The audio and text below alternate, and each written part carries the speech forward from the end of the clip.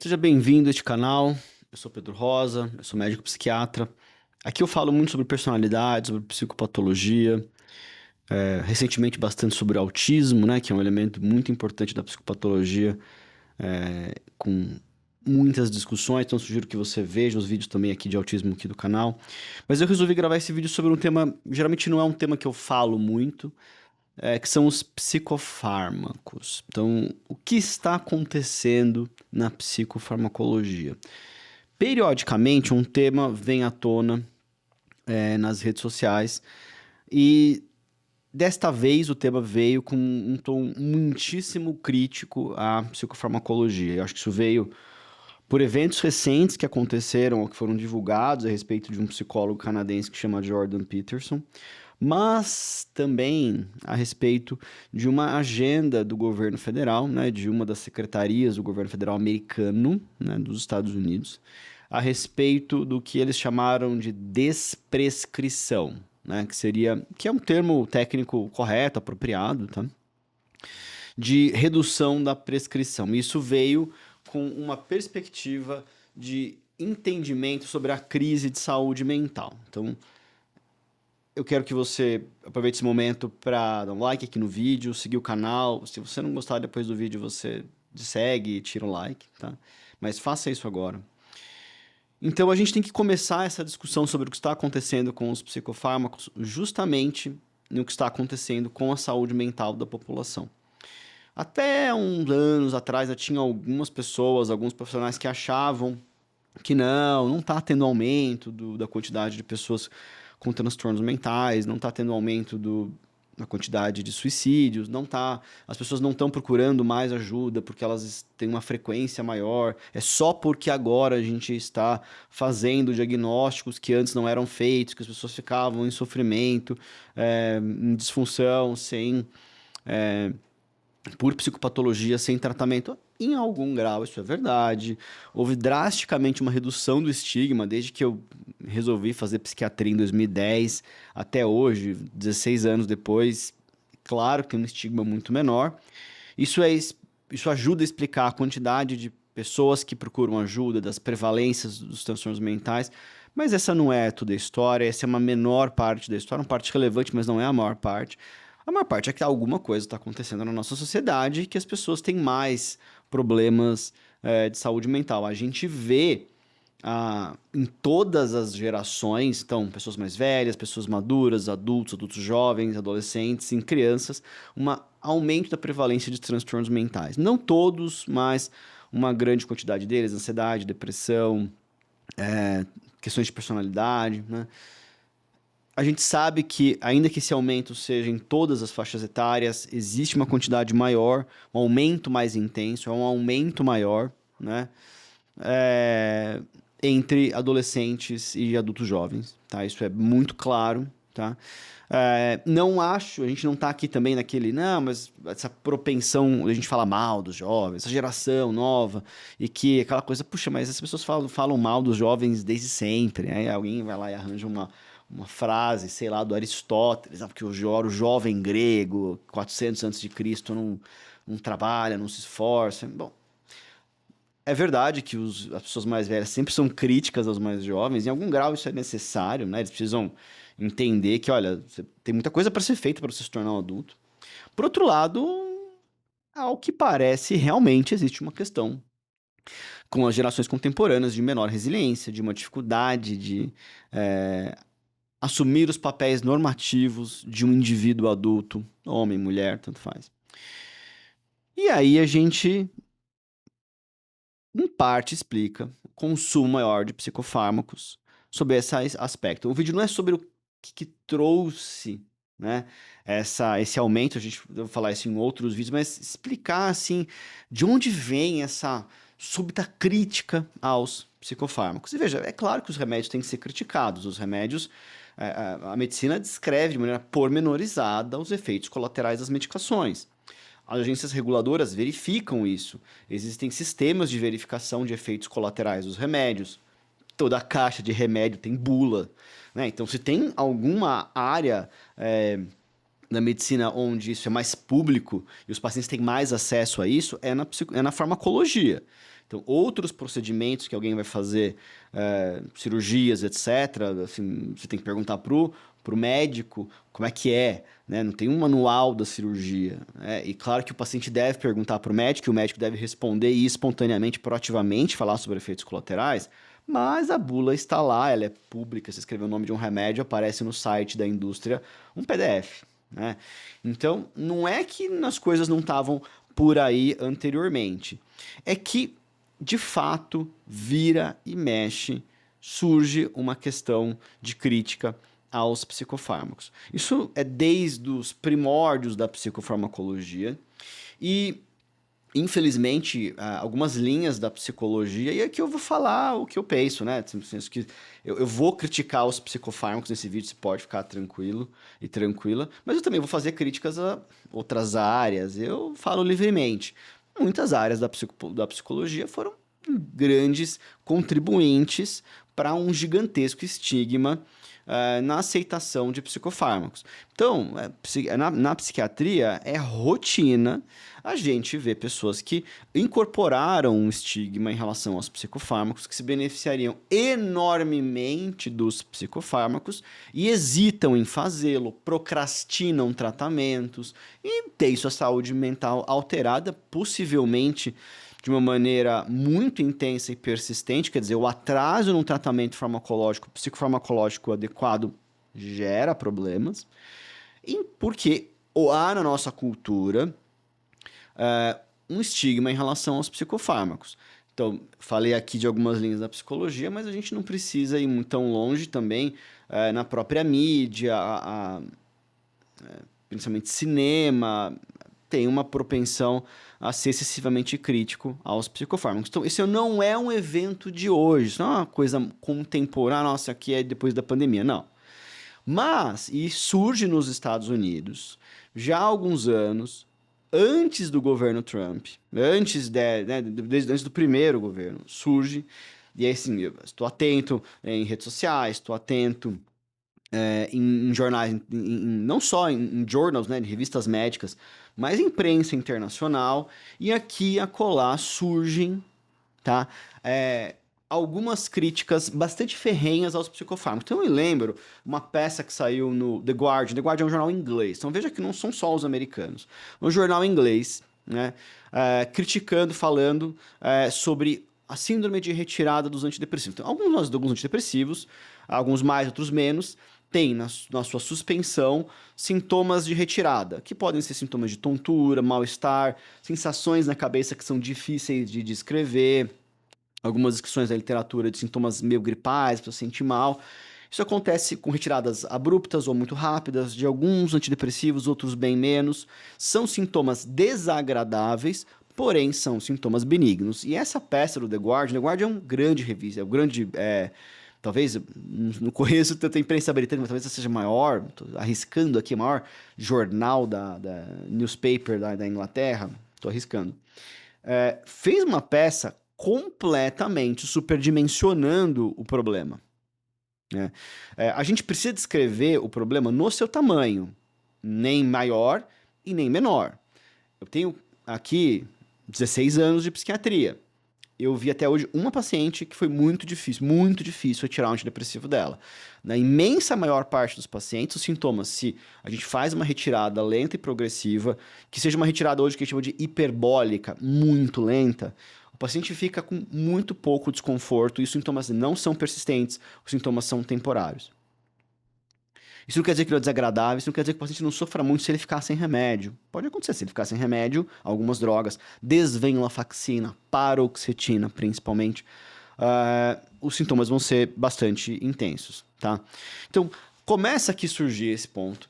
E interessante nos Estados Unidos que isso já tem um outro componente, porque a cientologia, talvez você não conheça o que é a cientologia. A cientologia é uma religião, né? Muito controversa e radical, que tem uma propensão muito crítica à psiquiatria, e talvez uma pegada que eles têm de criticar muito a Associação Americana de Psiquiatria, tá? Fazem protestos nos congressos da Associação Americana de Psiquiatria. Se vocês quiserem, a Cientologia tem documentários sobre a Cientologia, artistas de Hollywood que são membros dessa congregação religiosa.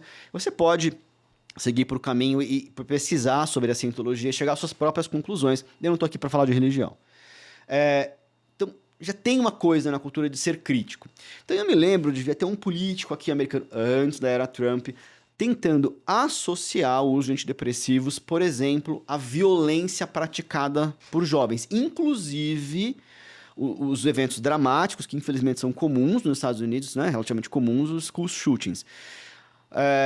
Isso surgiu em parte porque alguns anos atrás surgiu uma relação entre antidepressivos e aumento de suicidalidade em jovens, né? Em crianças e em adolescentes. Isso gerou, por parte do FDA, FDA, Food Drug Administration, que seria uma espécie de Anvisa americana, de colocar um black box. Black box warning é uma coisa muito notória para ser colocada numa caixa, num remédio, numa bula, explicando para o paciente um risco de aumento de suicidalidade antidepressivos. E os pacientes veem, os pacientes pesquisam, né? Devem fazer isso. Eu recomendo que as pessoas pesquisem, façam a própria pesquisa e tragam para o médico, né? E que aprendam nesse ciclo, né? De pesquisa, fala com o médico, pesquisa, fala com o médico, a formar a sua própria opinião, e ser menos sensível a fake news, né? A notícia falsa, né? E vai lembrar que hoje só clica se for clickbait, só clica se as pessoas falam coisas muito estrombólicas e super chamativas, né? Então, fiz mais uma digressão sobre essa questão da relação entre antidepressivos e suicidalidade em jovens. Teve esse black box, muitas pessoas perguntam sobre isso, e existe alguma evidência de que isso reduziu a prescrição de antidepressivos nessa faixa etária. Isso gerou morbidade clínica para os pacientes, porque existe evidência de uso de antidepressivos em uma certa quantidade de sintomas de saúde mental entre jovens, né? Então, temos uma questão aqui, né? Ou seja, a gente tem que aqui dois exemplos claros de retirada, os dois com antidepressivos, tá? Retirada de uso de retirada, sintomas de retirada em uso de antidepressivo e relação entre o uso de antidepressivo e suicidalidade, um tema muito importante que é, e aí, como é que a gente descreve realmente o tamanho do problema? Como que a gente consegue ou não fazer uma comunicação para as pessoas que seja coerente com o tamanho do problema. Porque a gente não deve comunicar menos, nem mais. A gente deve ser negligente dizendo, não, sintoma de retirada é uma coisa rara, nunca acontece, se acontece é uma tonturinha leve. Não é. Não é. E nem dizer que, olha, existe aqui um achado que tem que ser respeitado e investigado sobre a suicidalidade, relação entre suicidalidade e antidepressivos em jovens. Uma coisa para ser avaliada, né? A gente tem que ter essa perspectiva, mas o que a gente não pode é fazer uma coisa hiperbólica, como se fosse uma notícia de uma catástrofe, quando não é disso que nós estamos falando. Então, dando aqui um preâmbulo para explicar que, olha, não é de agora, não é agora na cultura, não é agora na ciência, não é agora em órgãos oficiais, não é agora na mídia, não é agora na mídia que surgem críticas aos psicofármacos. A gente deve ter a mídia deve ter uma liberdade de fazer essas críticas, né? Então, sim, isso deve ser um ponto ponderado. Agora, o que aconteceu, né? Aconteceu que surgiu essa colocação por parte da família de Jordan Peterson de que ele sofreu série de efeitos colaterais de psicofármacos. Eu fiz questão de não olhar os detalhes disso para eu não comentar isso. Eu não vou comentar a vida de um colega, eu não vou comentar o que aconteceu com um colega, né? Ele é de outro país, de outro hemisfério, ele não é médico, ele é psicólogo, mas ele é um colega que trabalha com saúde mental. Eu não vou fazer comentários sobre a saúde mental dos outros, tá?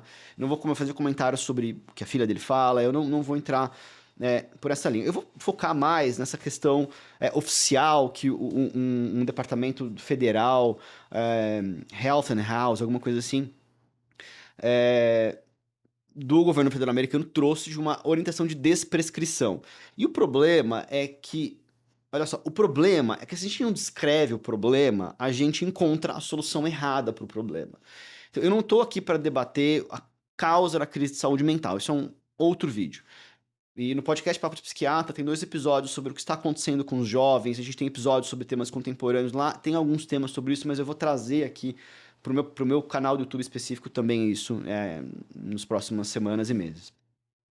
Será que o problema é a quantidade de psicofármacos? Será que é isso que causa uma crise de saúde mental? Olha, as evidências apontam que não. Mas existe um uso excessivo. Tem uso excessivo, tem uso que não é excessivo. A gente tem que parar com essa ideia de que ou só existe uso excessivo ou só existe pouco uso. Como o uso é individual, a prescrição é para um indivíduo. Fulaninho de tal, CPF, blá blá blá. Pode ser que haja um fulaninho de tal com um CPF tomando um monte de remédio que não deveria tomar. Um monte, um monte, um monte. E tem um fulaninho de tal com outro CPF que deveria tomar a medicação, deveria estar medicado há muito tempo para a própria qualidade de vida e não está. Então, na mesma população, você pode ter as duas coisas. E você pode ter muito das duas coisas, né? Mas a gente deveria ter mais tratamento não farmacológico. Isso é uma recomendação do governo americano. Olha, isso é uma coisa que se fala em congresso de saúde mental desde que eu vou em congresso de saúde mental, que é, sei lá, 2005, 2006, tá? Quando eu tava na faculdade de medicina. A gente sabe disso há um... Olha, eu pelo menos sei disso há 20 anos, 25 anos, 20, 21 anos. Então, agora, é fácil? Não é fácil, né?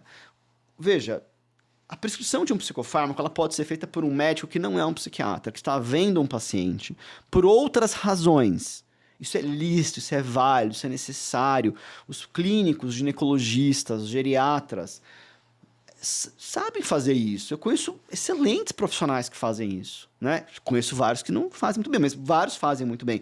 Ele tem a mesma destreza que um psiquiatra? Óbvio que não. Ele conhece tanto psicofármaco como psiquiatra? Claro que não, mas ele faz. Então, isso está mais ao alcance e o paciente vai ser visto com uma frequência menor do que se ele fosse num psicólogo. Estou criticando a psicologia? Não, eu estou fazendo uma constatação logística. Essa é uma constatação logística, tá? Foi muito gratificante. Uma das razões que eu fiz psiquiatria é que eu sabia que eu ia praticar uma psiquiatria cada vez melhor, cada vez diferente, por ganhos, né, clínicos da profissão. E uma das grandes satisfações da minha profissão é a minha parceria com psicólogos que eu admiro, que eu gosto muito. E foi uma muita satisfação da minha vida profissional ver os psicólogos cada vez sendo mais respeitados pelos pacientes. Dos pacientes familiares ouvindo os psicólogos, atento, com confiança, um termo da literatura, uma confiança epistêmica no que o terapeuta falou. Ouça, o terapeuta falou isso. Eu vi isso cada vez mais. Isso é muito gratificante. Isso não anula a dificuldade logística. Não anula, não anula. Né? O que eu tô querendo dizer, é mais caro do que o psicofármaco? E a gente tem um problema de dinheiro. Né? Não sei se está acompanhando aí o mundo, mas né, as coisas não estão ok, assim, né? Em termos de finanças governamentais, as coisas, o crescimento, a coisa temos uma questão aqui, né? Não é o tema do vídeo, mas tem um limite, né? Agora, será que o problema da crise de saúde mental é o excesso de remédio na jogada? Então, não digo que não haja um excesso. Estou dizendo que não é a causa de. É uma pergunta. Por que se faz muito... Se tem muito tratamento em saúde mental e as pessoas continuam com a saúde mental pior? Ora bolas. Como é que a gente tem um tratamento tão melhor para câncer de mama? E olha...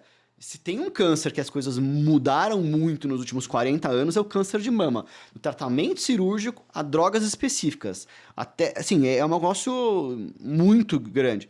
E tem tanta mulher ainda com câncer de mama. Porque a nossa ação de tratar uma pessoa com psicofármaco, ela não é preventiva. Entende? Então, assim, não é uma prevenção. Então, se a gente continua com um mundo mais violento, as pessoas são mais submetidas a trauma, determinantes sociais importantes.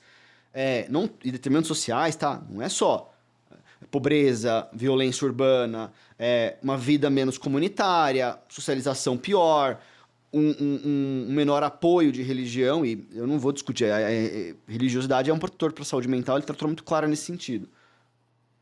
Vai ter mais questões de saúde mental. Nós vamos tratar isso de diferentes maneiras. Uma delas é psicofármaco. Então, se aumenta a quantidade de uso de psicofármacos, isso não significa que isso vai ser preventivo, tá? É evidente que a gente quer prevenir complicações, tá? Então, você tratar uma insônia crônica, eventualmente com algum psicofármaco, ou você tratar um transtorno de ansiedade com um psicofármaco, pode prevenir que esse paciente use depois mais psicofármacos Porque essa insônia e essa transtorno de ansiedade pode evoluir para uma depressão, tá? Então, concretamente, o que a gente tem aqui é uma perspectiva muito de que, às vezes, usar um psicofármaco é usar menos o psicofármaco. Porque se a gente pega um paciente no começo de um quadro, então não estou prevenindo a incidência do quadro, estou prevenindo a cronificação, a complicação disso. Então, tem vários níveis de prevenção. Estou falando que o psicofármaco não é uma prevenção primária para questões de saúde mental. Mas se eu pego um paciente no começo, trato adequadamente, com tempo e dose, e é dose de verdade, é tempo de verdade de uso, eu estou fazendo um bem para esse paciente. E a chance desse paciente precisar de mais psicofármacos, eventualmente de maneira permanente, mais de 1, 2, 3 psicofármacos, é considerável essa chance de eu prevenir isso. Então, às vezes, tomar mais remédio, o paciente se incomoda, mas eu quero aumentar a dose, mas eu não vou tirar em 3 meses? Você vai aumentar a dose, você vai tirar em 2 anos. É melhor do que você ter um daqui a 5 anos, 6 meses depois que você parar o remédio, um quadro pior. Então, ativamente o que a gente tem aqui é que a gente precisa, claro, ter um uso apropriado dentro das evidências para isso. Surgiu um guideline muito interessante sobre desprescrição. Então, o tema desprescrição que está sendo proposto, ele não é um tema equivocado. Ele é um tema interessante, é um tema relevante, é um tema a respeito do que existe evidência. Então, a gente deve desprescrever, a gente deve periodicamente. A primeira coisa é que o médico ele tem que estar ciente do que cada remédio está fazendo na prescrição do paciente em dose, tá? Porque 100 miligramas, por que não 50? E francamente, por que não 150 miligramas de uma droga qualquer? Por que está lá? E periodicamente, semestral, anualmente, sentar para ver o que pode ser retirado. E eu vejo isso acontecendo mais. Eu tenho essa prática desde sempre, porque eu aprendi isso na faculdade. Os geriatras ensinam isso pra gente, acho que isso é uma coisa pra gente incorporar. Mas existe um excesso de desprescrição também, que eu já vi muitos colegas querendo avidamente cortar na prescrição do paciente sem muita cautela. Desprescrição é um negócio que tem que ser feito com tempo, cautela, de maneira paulatina. Muita gente faz isso de uma maneira acelerada, rápida demais, e com uma avidez que não é muito compatível com cautela, tá? Então, há de ter um cuidado aqui. Eu antecipo, e eu acho que a Associação Americana de Psiquiatria escreveu uma carta, de certa maneira, olha, sugerindo cautela a esse posicionamento do governo federal americano, e eu concordo com a Associação Americana de Psiquiatria. Eu acho que isso aqui está sendo feito de maneira acelerada, não refletida, entendendo o problema com nuance, sem nuances apropriadas. Ou seja, a gente tem aqui um cenário de descrever o problema de maneira errada. O problema não é aceitar o problema é descrever, não temos um problema de prescrição excessiva? Temos um problema de que a gente tem que dar mais atenção ao tratamento não farmacológico? Sim, temos. Temos uma questão de que alguns pacientes tomam muito remédio? Sim. Temos problemas de que os remédios têm efeitos colaterais? Sem dúvida alguma. Isso não quer dizer que os efeitos colaterais sejam da monta, como as pessoas colocam, da extensão, dei exemplos, né? Sintomas de retirada de antidepressivo, suicidalidade ou também violência, tá? Mas eles, claro que eles têm efeitos colaterais, né?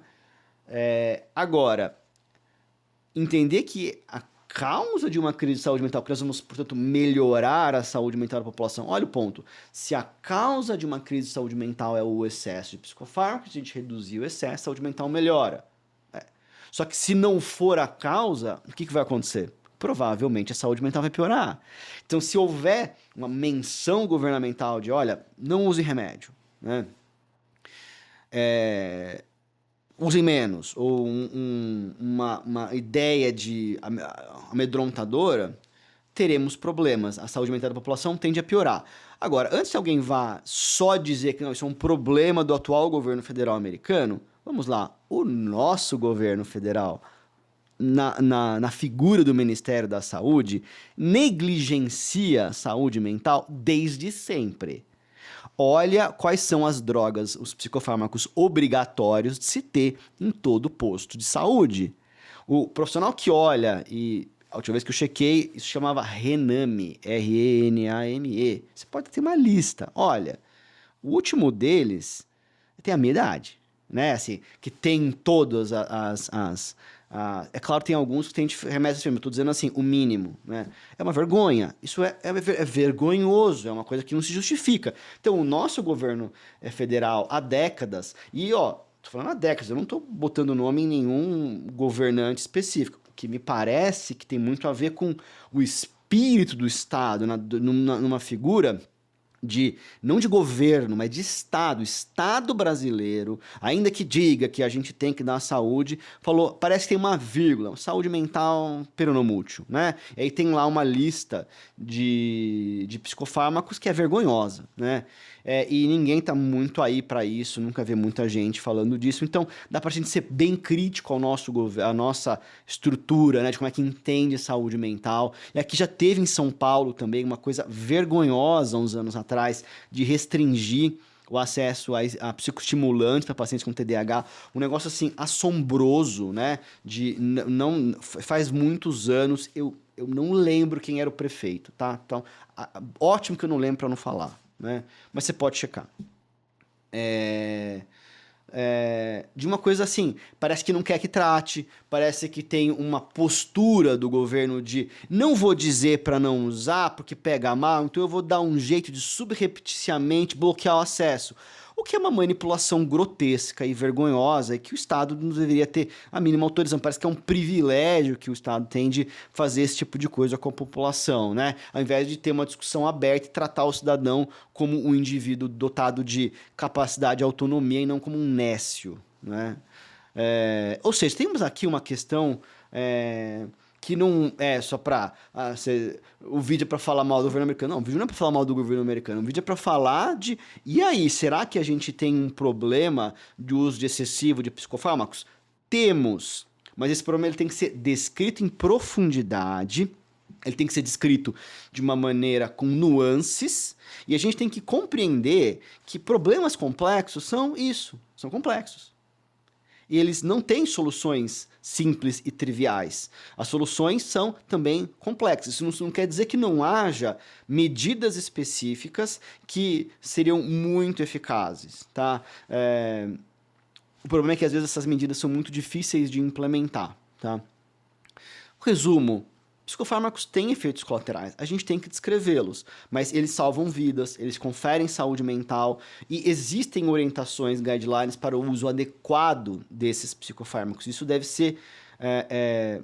temos um problema de educação de profissionais de saúde, né? Como é que usa, como é que não usa, por quanto tempo, com qual dose, né?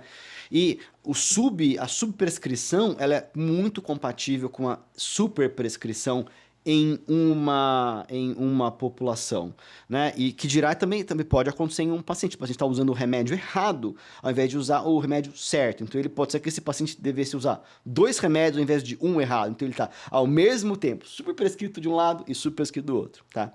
Então, e a gente tem que ter...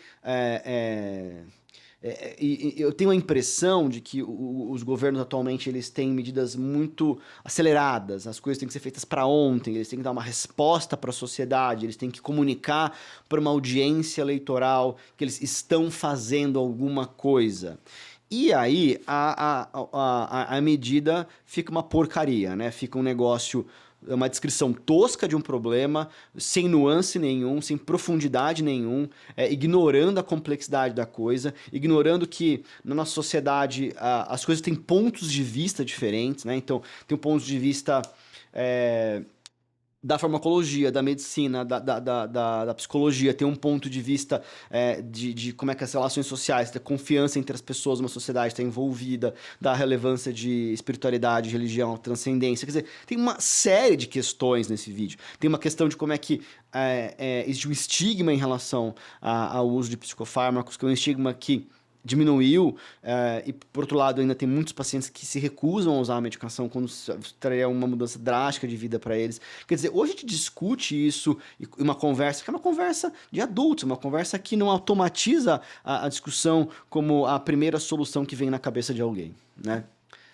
Bom, esse aqui foi um vídeo sobre o que está acontecendo na psicofarmacologia. Então, espero que você tenha gostado do vídeo, que aquele like que você deu se mantenha, que você siga aqui o canal. Eu tenho postado vídeos regularmente. Muito obrigado pela atenção.